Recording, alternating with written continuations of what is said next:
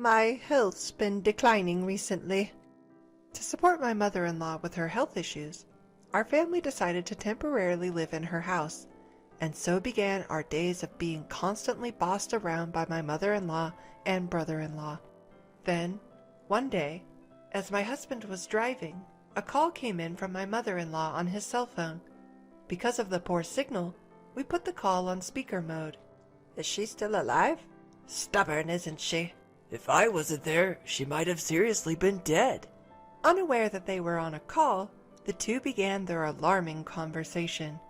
And just like that, their sinister plan crumbled. Next, they were to receive social penalties for their outrageous actions. My name is Wendy. I live happily with my husband Tony and our beloved daughter Vicky. Our daughter has recently started kindergarten, and she seems to be having a great time every day. Seeing her like this brings a smile to my face each day. Then one day, my husband got a call from my mother-in-law, Barbara. My health's been declining recently, she said in a weak voice. Barbara had suffered a stroke in the past, leaving her with a slight paralysis in her limbs. That being said, her symptoms were not severe, and she was able to live her life without major inconvenience, walking around with a cane. According to her, the after effects of the stroke seemed to be causing her pain. It's hard to live like this. I'm not getting any younger, and if something were to happen, I might not be as lucky as your father was, Barbara continued nervously. What about we all live at your place until your health stabilizes? Catching me off guard, what about your brother, Matt? As far as I knew, Matt, Tony's brother, was living with my mother-in-law, but according to her, Matt was busy job hunting and she didn't feel secure with him alone. I was torn. To be honest, I didn't get along well with Barbara. She always had a lot to say, and I had experienced her being rather harsh towards me in the past. But it wasn't just me who had issues with my mother-in-law. My husband, Tony, didn't exactly have the best relationship with his mother either. Apparently, she had always favored Matt, the eldest son, while Tony was treated as if he were an afterthought. When I broached the topic, Tony replied with a troubled look. That's true, but still, I am her son.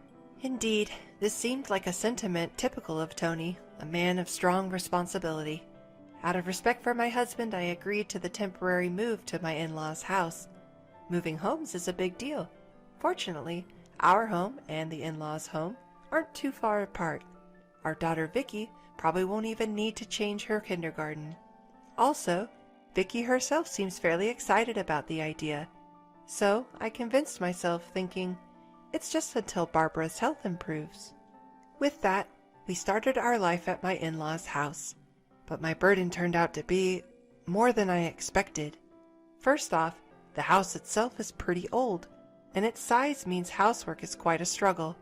The time required for cleaning is off the charts.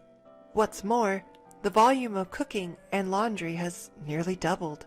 I was under the impression that I'd just be helping my mother-in-law, but in reality, most of the housework fell on my shoulders. And while I was working hard, my mother-in-law was... Vicky, darling, it's such a lovely day. Why don't we go shopping together? I want to come. And off she'd go, enthusiastically spending time with her granddaughter. And then, you see, that painting of Matt's won a gold medal. Oh, really? That's interesting. Hey, are you really listening? This is the amazing part. She'd ramble on endlessly about trivial past achievements of her favorite son, all while munching on snacks. To be honest, it was seriously annoying. She seems to be in great shape. How is she in poor health? I eyed my mother-in-law with suspicion. Suddenly, she started coughing as if she was startled. Am I imagining the insincerity here? Well, let's end my rant about my mother-in-law here. Next is about my brother-in-law. He was also a significant pain in the neck. Contrary to the stories I'd heard, Matt turned out to be a jobless singleton almost entirely dependent on his parents. And his thoughts and actions were so childish. It was hard to believe he was a man in his 40s. Wendy, I'm hungry. Where's my lunch? Wendy, why didn't you wake me up? I missed my favorite show. I found myself catering to him as well. Even Vicky, my daughter, helps out around the house. He seemed to think he was entitled to having others look after him. "I'm not your wife nor your mother," I screamed inside my head. The fact that he called me Wendy Darling was also creepy. Moreover, there was something unnerving about the way he looked at me. So, I was leading a tough life, both physically and emotionally due to these two people, but one night, several relatives had gathered for a drinking party at our home. I went upstairs to fetch a fan to improve the ventilation in the living room. The fan should be around here somewhere. Wendy. When I turned around, my brother-in-law was standing behind me out of nowhere. Then, with a smirk on his face, he said something unbelievable. Why don't you ditch boring Tony and start over with me? I couldn't believe my ears, but it seemed I had heard him right. He was ogling me with a lascivious grin on his face. He might have been emboldened by alcohol, but his remark was disgustingly crude to the extreme.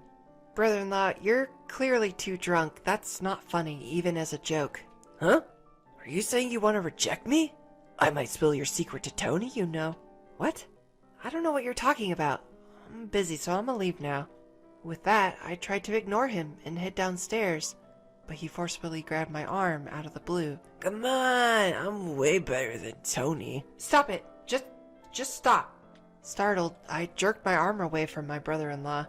Unexpectedly, Matt lost his footing due to my sudden resistance. He tumbled down the stairs, ultimately hitting the back of his head against the wall with a groan. Hearing the commotion, Tony and other relatives rushed over. Hey, what's going on here? "Oh, Matt just slipped." Oh my, look at the bump on his head. While his mother fretted over him, shaking him violently, other family members managed to calm her down and took Matt to another room for first aid. Amid all the confusion, my quarrel with Matt was forgotten.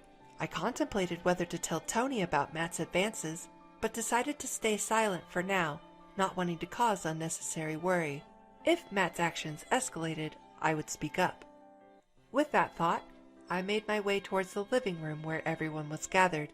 Then, in the corner of the hallway, I saw Vicky looking at me with a worried expression. "I'm sorry if I scared you, honey. Did I wake you up? Let's get you back to bed." Okay. Something about Vicky's demeanor felt off, but it was late and I didn't question further, taking her to her room to put her back to bed. Life remained difficult due to my mother-in-law and Matt. Every day, I was forced to entertain my mother-in-law's uninteresting chatter and attend to my immature brother-in-law's needs. I felt like running away. However, Matt hadn't made any more advances since that incident. It seemed he had learned his lesson after my strong rebuff. With that, I felt a bit relieved and carried on with my life at my in-laws. But then, on a particular day, another unexpected incident befell me. I was having lunch with my mother-in-law as usual, when I suddenly felt dizzy after eating some tomato soup. Next, I was hit with intense nausea and difficulty breathing. I recognized this sensation. Yes, it was anaphylactic shock, an allergic reaction. I have a severe allergy to peanuts, and if I consume even a single one, I can have breathing difficulties. Luckily, my brother-in-law was home so we could quickly call an ambulance. Seeing me in distress, he rushed to pull out his smartphone, his fingers seeming to falter. It looked as though he had become too flustered to remember the number. When I managed to gasp out, 911! He finally started pressing the buttons on his phone. Despite some fumbling, he managed to call an ambulance, and I was rushed to the hospital where my life was saved. Lying in the hospital bed, I thanked my brother-in-law. "Thank you, brother." Thank you so much. You saved Wendy's life. Tony cried, tears in his eyes as he grasped his brother's hand. Taken aback, my brother-in-law replied, a bit bashfully, Well, I just did what any person would do. Although I was annoyed to admit it, even such a despicable person can be useful at times. I had to admit, I saw him in a slightly different light after that. But, as much as I felt gratitude towards my brother-in-law, something else was bothering me. Why had I had an allergic reaction? Afterward, I stayed in the hospital for observation for one day. The next day, I was discharged without any complications and got into the car that Tony was driving to return to my in-laws' house. In the car, my daughter Vicky asked with concern, "Are you okay, Mom?" "Yes, I'm fine now. I'm sorry for worrying you." I thought my heart was going to stop when I heard you had been taken to the hospital. I was careful with those ingredients, though, I said, tilting my head. Just then, Tony's phone rang. Oh, it's Mom. Because he was driving, he quickly switched to speakerphone. However, it seemed like there was a problem with the connection, and we couldn't hear what she was saying clearly. Hello? That's strange. After a few seconds, we finally entered a stable call mode, but it seemed my mother-in-law hadn't noticed. She spoke to my brother-in-law Matt with a troubled voice. Seems the call got cut off. Can't Tony even answer the phone properly? He's really useless. Their conversation made our faces go pale. And she's still alive? She's really stubborn, isn't she? Mom, you shouldn't be saying things like that. If I hadn't been there, she might have really died. Doesn't matter. It's just karma for hurting my precious Matt. Oh! Well, I did think it served her right. So, what are we going to do about Wendy? Yeah, I'll try to win her over again. I think I can make it work this time. I mean, she probably fell for me again after this incident. After all, I'm her lifesaver, aren't I? Unaware that they were being heard, they continued their alarming conversation. Meanwhile, Tony and I were left speechless, exchanging glances.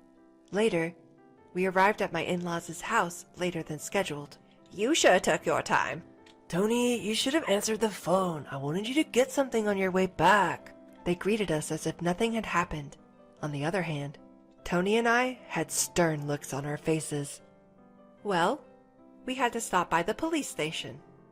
Police station? Did you lose something? Vicky, your dad and I need to have a serious talk. Can you go to your room for a bit? Sure. As our daughter headed for her room, I thrust Tony's phone towards my in-laws. Then I replayed their conversation that had been recorded. As a matter of fact, I had quickly set Tony's phone to record mode at the time. Upon hearing this, my in-laws' face turned pale with shock. What? How did you... I continued glaring at the two who wore guilty expressions. What in the world is going on here? Well, that was just a joke. Sort of a small payback for you rejecting Matt. Stop it, Mom. Don't mention... My brother-in-law stammers, trying to stop his mother from digging herself deeper. But it was already too late. What? She rejected Matt? What's this about? As I explained to my husband, his normally gentle face transformed into something monstrous. Then he furiously started questioning his mother and brother. Before his onslaught, they confessed everything. It turned out that my mother-in-law was attempting to set me up with Matt. Worse still, he seemed to be on board with the plan. So, she had feigned illness to lure me to their house. The idea of trying to turn her daughter-in-law into her son's fiancé was so outlandish, I was chilled to my bones. The reason for this bizarre plan? They felt sorry for Matt, being single despite being the older brother. Their lack of empathy was so astounding, I could hardly believe they were human. Needless to say, their selfish scheme did not pan out, and Matt ended up tumbling down the stairs in a pitiful fashion. As I remembered the events, I shuddered. At the same time, something my brother-in-law had said stuck in my mind. What secret about me were you using as a threat? With a side glance at my husband, he grudgingly replied, It was about that $50K you were hiding. It appeared he was after my personal wealth as well, but he was way off the mark. He and my mother-in-law assumed that I was secretly earning money through stock trading or foreign exchange, but in reality, the money was from my hobby of writing, which I'd been doing for some time. In other words, it was a savings account approved by my husband, not some hidden wealth. He's always told me, That money is something you earned with your own hard work, Wendy. You can use it whenever you think it's necessary. Apparently, my brother-in-law had seen my bank book by chance when he visited our house and told his mother about it. Why not make her your wife then? She had suggested. Indeed, it's quite a horror story. Anyway, the plot between the two of them was quickly thwarted. As for my mother-in-law, it seems she was in revenge mode because I not only rejected Matt's advances, but also caused him to get injured. So, she conspired with Matt to mix peanut powder into my lunch. She probably thought that they could retrieve the $50,000 later. But seeing me suffering more than he expected, Matt became frightened and hurriedly called an ambulance. By the way, it seems my mother-in-law had been trying to get the passcode for the bank account from Vicky all this time. Of course, there was no way my daughter would know the number, so it was a wasted effort, but she seemed to be filling my daughter's head with nonsense like, Mommy is doing something wrong to make money. Grandma will take care of it. Oh, don't tell Mommy about this. If you do, she might get arrested by the police.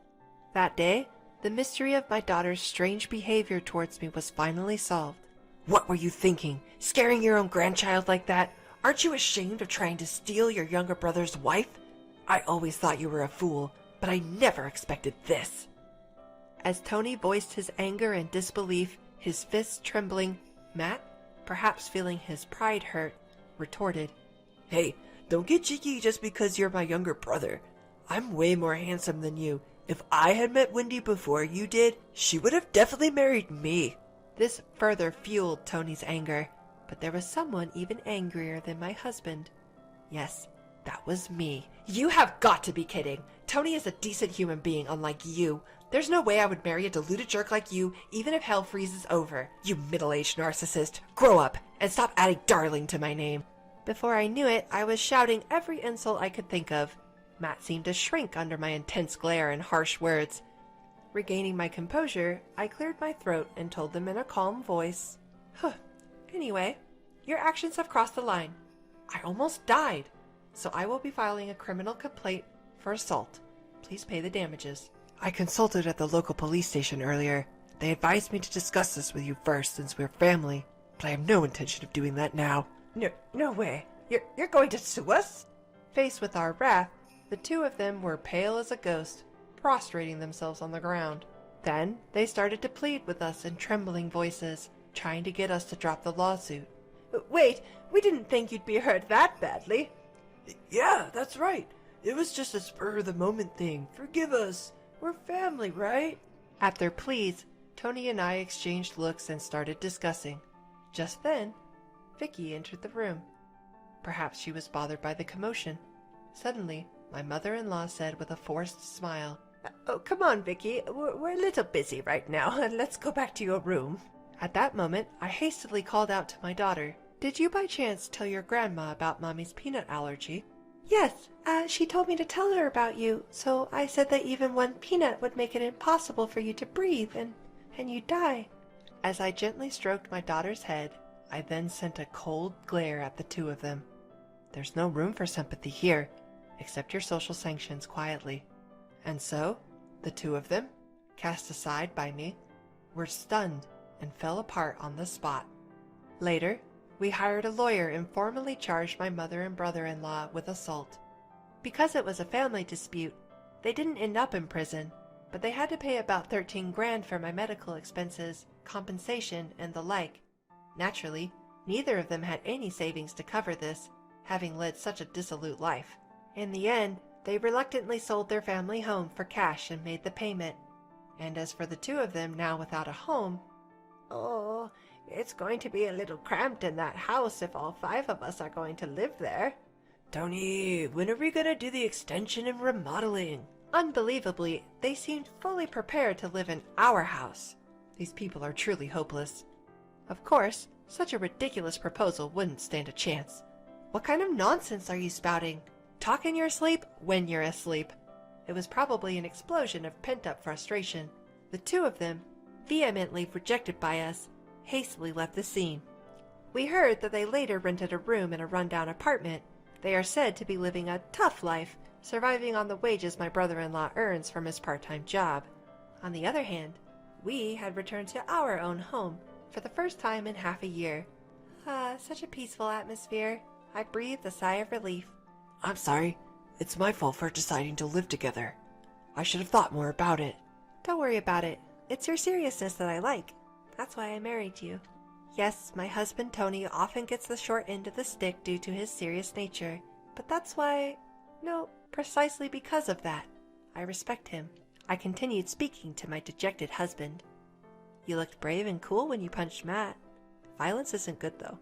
Hearing that, my husband chuckled sheepishly. Then, As he was holding our daughter, he said, That's right. How about we all go out for some fun next week? Vicky, where do you want to go? "The zoo!" Watching my daughter laugh with excitement, I savored the happiness, and I made a vow to continue saving that money for my daughter's future. I promise.